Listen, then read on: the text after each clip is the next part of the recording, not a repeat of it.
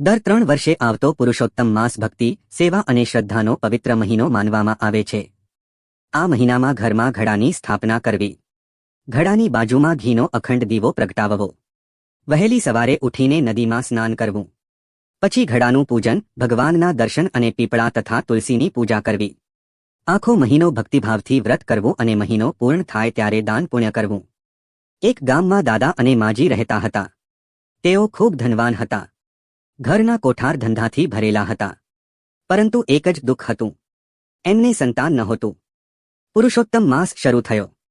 દાદા અને માજી રોજ નદીમાં સ્નાન કરવા જાય, પૂજા પાઠ કરે અને ઘરે પાછા આવે. બપોર થઈ જાય એટલે રસોઈ બનાવવાનો સમય જ ન રહે.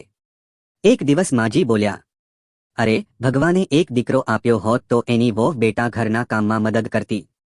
દાદા નિરાશ થઈને બોલ્યા, પણ દીકરો જ નથી તો વહુ બેટા ક્યાંથી લાવવી?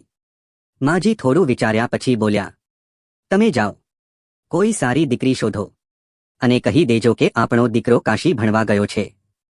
બીજે દિવસે દાદા ભાતું લઈને ગામે ગામ ફરવા નીકળ્યા.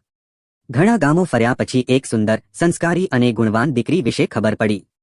દાદા એના ઘરે ગયા અને દીકરીના પિતાને કહ્યું, મારો દીકરો કાશી ભણવા ગયો છે.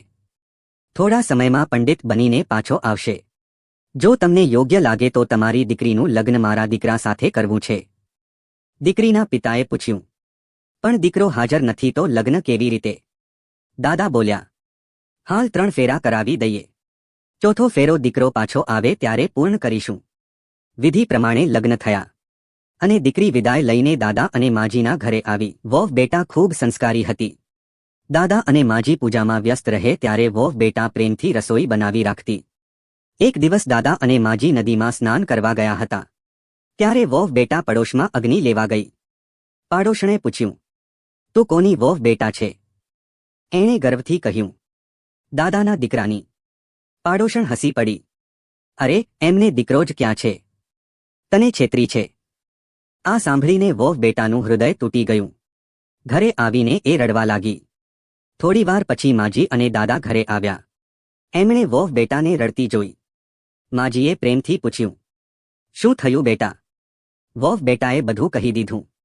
માજી શાંત અવાજમાં બોલ્યા, ધીરજ રાખ બેટા, ભગવાન પર વિશ્વાસ રાખ.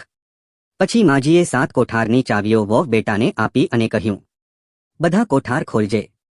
પણ 7મો કોઠાર નહીં ખોલતી.